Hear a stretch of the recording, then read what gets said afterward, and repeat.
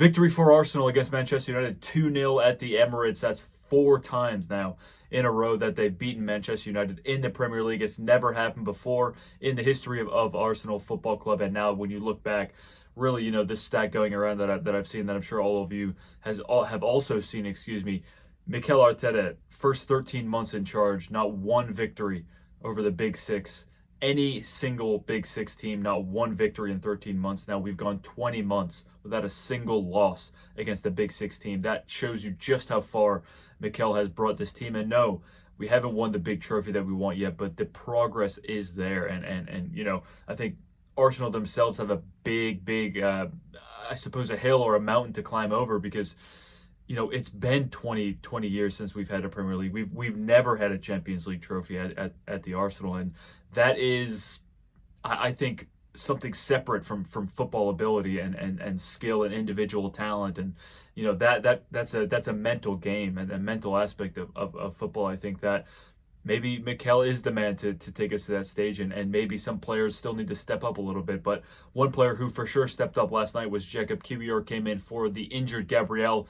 Look, when I was driving home yesterday from work, I looked at the team sheet. I was stopped at a red light.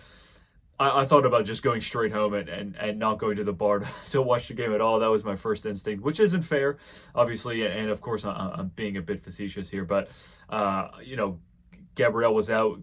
Calafiori yet again out. I think another story for another time. Unfortunately, another injury. I don't know how serious it is, but I saw those two out, and I thought surely Zinchenko is going to be coming in at left back, which he did, and obviously Kiwior was going to be slotting in at that center back position alongside Saliba. And I can admit that I thought maybe Saliba wouldn't have the best of games. You see those two play together, and of course Saliba, when you watch him for France, obviously, has a different partnership than Gabriel there, of course, but stands out there. You saw him in the last World Cup, stood out there, and the Euros stood out as well as a fantastic center back. And I was just thinking, it's Manchester United. It's never easy. Okay, they've 7 games unbeaten under a new manager. The new manager bounced. Højlund had just scored.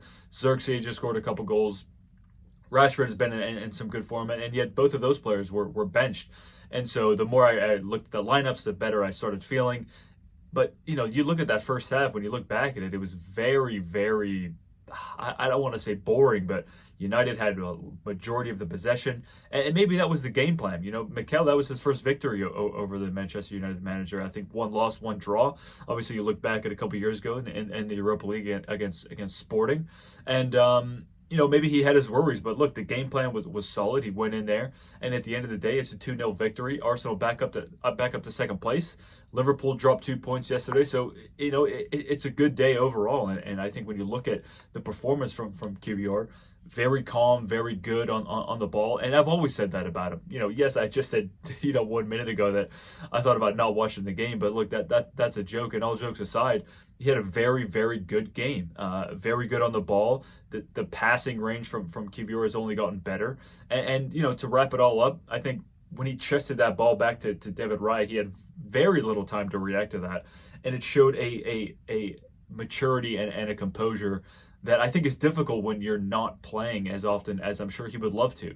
And when you look at a player like that, who is without a doubt backup, third string, second string, at least in that left-footed position as a center back, you have to have quality, and you have to keep that quality happy. So if you were to go and sell a player like Kiwior, who wanted to go to a different club, a mid-table club, or overseas, obviously there's been massive interest from Italy for Kiwior, you would then have to replace that player with someone who's not going to cost what he costs. He costs under 30 million, and for that he is a steal in my opinion. Very, very good performance from Kiwior last night. I don't know how long Gabriel is going to be out. I don't know how long Calafiori is going to be out. Obviously Zinchenko had a pretty decent game, I think, in my opinion. A couple places where he defended very, very well. But you look at that second half, I think even the yellow card was probably unnecessary for him. And he always sort of has this, just this moment, this lapse of I'll use the word maturity again to compliment that I used to compliment Kiwior. I think Zinchenko lacks a bit of maturity at times, and almost always has one screw up in his locker. Obviously he came out, Timber came in, Partey was moved to right back, who I thought had a pretty poor first half, especially first half. Seemed to be better seemed to have a better game, excuse me, in the second half.